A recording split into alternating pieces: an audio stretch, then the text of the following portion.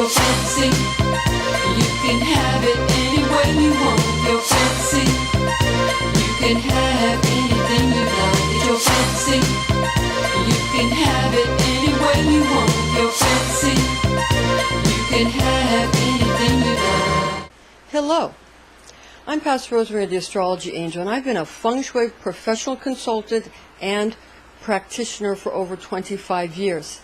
As we enter into this new age of Aquarius, the water bearer, I've given the use of the Bagua in Feng Shui, which is simply the square of Saturn in Western alchemy and magic, some very deep thought. It has occurred to me that we might want to rethink what magic square is most beneficial for use in the new messianic kingdom in which we now find ourselves.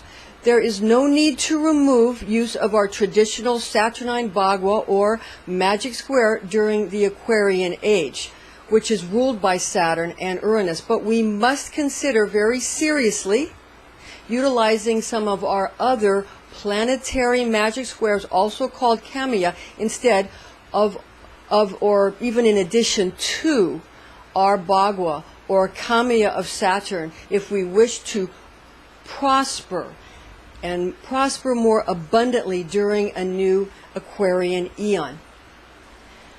To contact me for Aquarian Age Messianic Feng Shui, visit my website at www.readingsbyrosemary.com for an online or personal Feng Shui consultation. Traditional Piscean Age Bagua in Feng Shui utilizes exactly magic square of Saturn, which is found among planetary associations in Western Hermetic magic and alchemy esoteric knowledge. So what I'd like to present to you is a theory that I've had for a little while now, and I'd like to sort of flesh this out and be able to explain it now that we're in the age of Aquarius. We have, if you'd like to see here, we have this magic square or Kamea of Saturn. And this is represented by the third Sapphire on the Kabbalistic tree of Binah. And the number that is represented is 15, because whether you're going diagonally or horizontally or vertically, it's going to add up to 15, the numbers. All right, so this is what we're dealing with. Now, it's my contention that during the age of Aquarius, we should utilize the square of Jupiter in addition to, or instead of, probably in addition to. This is the magic square of Jupiter, and it's because Jupiter is what was ruled in the Piscean age. Jupiter rules Pisces, but Aquarius is ruled by Saturn and Uranus, and Pisces is ruled by Jupiter and Neptune. So we want to take some of those into account as well. But we want to really get into the seven ancient planets that are really spoken of in our more ancient systems, just the seven ancient planets. So in the Jupiter Kamea or magic square, it equals 34 if you go diagonally or vertically or horizontally. And Jupiter is represented in the fourth Sapphire on the Kabbalistic tree of Chesed. Okay, so this is what you want to understand when we talk about a magic square or a Kamea, because basically the Bagua is is basically in a kind of a rounded form. It's the Kamea of Saturn. It's the exact same thing. So we're going to kind of get into this now and talk to you about it and find out exactly what we might do and how we might approach it. Traditional Piscean Age Bagua in Feng Shui utilizes, as we said, exactly magic square of Saturn, which is found among planetary associations in Western Hermetic magic and in Western Hermetic alchemy and Western Hermetic esoteric knowledge, Rosicrucian style. Now, use of Saturn during an Aquarian age might be much too restrictive for most Feng Shui aficionados because Zodiac sign of Aquarius, the water bearer, is ruled firstly by Saturn and secondly by Uranus. Saturn has many stabilizing qualities as well as being helpful with longevity, and Uranus is known to be a planet of intense vibratory frequency and innovation. During the last Piscean age, which we have currently transited into the age of Aquarius, considered that traditional Feng Shui used the Bagua, which is exactly the same thing as the square of Saturn found in Western alchemy and Hermetic magic. There is a magic square for each planet of which both sun and moon, or sol and luna, are included and mentioned as being planets, which simply means wanderers. So just understand that we're talking about the 7 ancient planets, the ones that begin with Mercury and end with Saturn, and also include the moon and the sun, or sol and luna.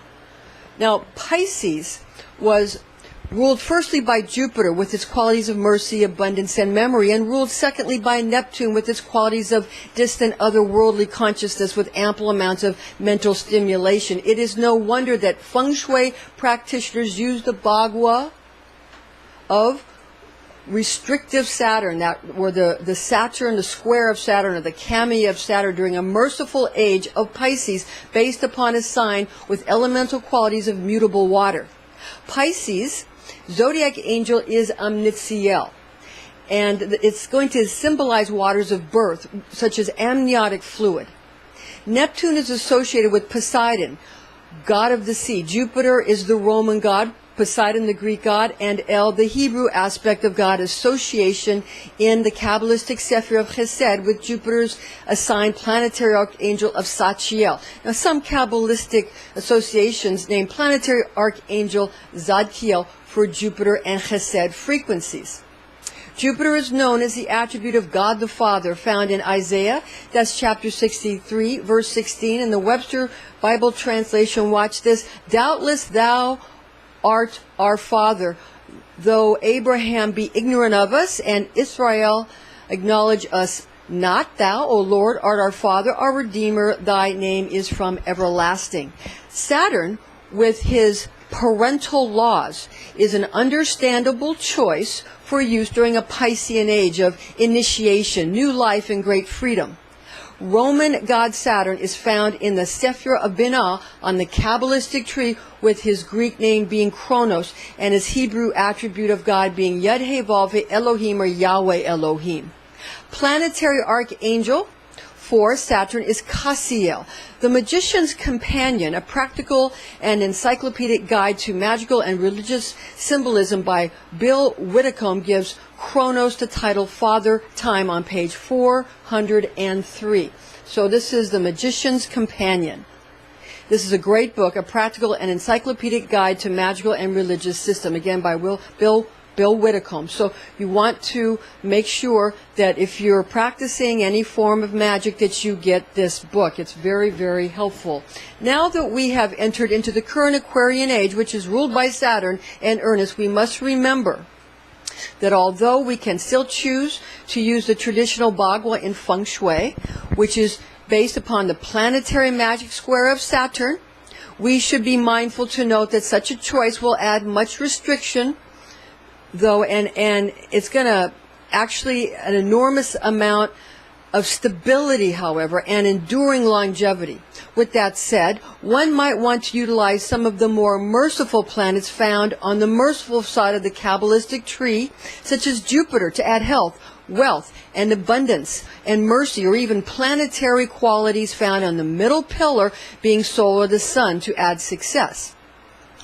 Zodiac angel for Aquarius is Cambriel, and he brings in energies of humanitarianism. Also, he brings in those Aquarian energies of secularism. Now, Saturn is known as the attribute of God, the lawgiver. This is found in Genesis chapter 2, verses 16 to 17. Now follow this in Webster Bible translation. And the Lord God commanded the man, saying, of every tree of the garden thou mayest eat freely, but of the tree of the knowledge of good and evil thou shalt not eat of it, for in the day that thou eatest of it thou shalt surely die. Keep in mind our Lord Jesus Christ's words to us in the Gospel of Luke, chapter 9, verse 24. Now watch this in the Webster Bible translation. For whoever will save his life shall lose it, but whoever will lose his life for my sake, the same shall save it. Now let us take a look at the magic squares of Saturn and Jupiter. Let's look into these more exactly. And we'll get into why we think they should be utilized. Now, the magic Kamea, or magic square information source, again, that we're using here. You can find it in other many ancient texts, but we like to use the Magician's Companion. This is what we like to use a lot for these practical associations. It's called A Practical Encyclopedic Guide to Magical and Religious Symbolism, again by Bill Whitcomb. Now on page 453 and page 454, the Kamea of Saturn and the Kamea of Jupiter respectively are found.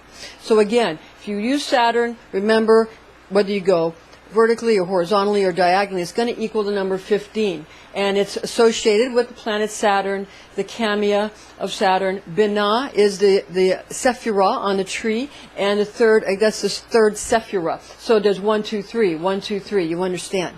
1, 2, 3. Now, for Jupiter, we have the magic square of Jupiter, the Kamea of Jupiter, whether you're going vertically or horizontally or diagonally, it's going to equal the number 34. And Jupiter, the Kamea of Jupiter, the magic square of Jupiter, is going to be found on the Kabbalistic tree in the Sephirah of Chesed, which is the fourth Sephirah. So 1, 2, 3, 4, 1, 2, 3, 4, 1, 2, 3, 4. So you see how these work and how these are added up.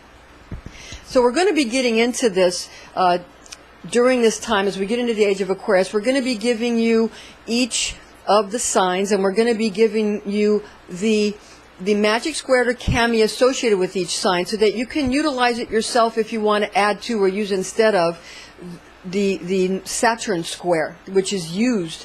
So, but remember, Saturn is kind of representative of the mother or the father, a parental, a sort of, that kind of figure. And it's very stabilizing, and it gives a lot of longevity. So again, I don't think really we should be throwing out that Saturnine Bagua. I think what we should do, since it proves to be such a stabilizing and longevity effect, is we should smartly add to it and make sure we don't add too much, of the other kinds of things which might cause too much wiggle room or too much aggression or too much, thinking too much. We want to stay very grounded. We want to stay very grounded. And there are many theories that we've mentioned before about the ancient theories about when Saturn was the progenitor of the Earth, and that the Sun kind of stole the Earth and is bringing the Earth back to its mother Sirius, that kind of thing, we want to stay connected to Saturn. Some thinking that it's our maternal or paternal figure or parental figure, and so we don't want to lose sight of that. Now, a disclaimer's in order here. High magic should be used with all mindfulness, since powerful forces of manifestation are unleashed. This is intended exclusively for entertainment purposes. Now remember, Feng Shui is basically Chinese magic, and so any kind of what we're doing here, you can call it magic in the Western system. So it's the same thing though. Feng Shui is a magical system. So if you're using Feng Shui, you're using magic. You're just giving it a Chinese name, that's all. Because all these cultures, they have the same information. It just has a different cultural and linguistic presentation, that's all. So you don't want to say that one person's culture is evil while another person's culture is good. You want to say that cultures are all allowed to have their cultural traditions, as long as they're staying within the universal laws of Creator God. So this is very important. It's also important to remember that information found in this document is based on the oral tradition known as Kabbalah, taught to me by Rosicrucian clergy when I was but a young girl, the facts of which I have committed to memory. Thank you for joining us. Please join us again.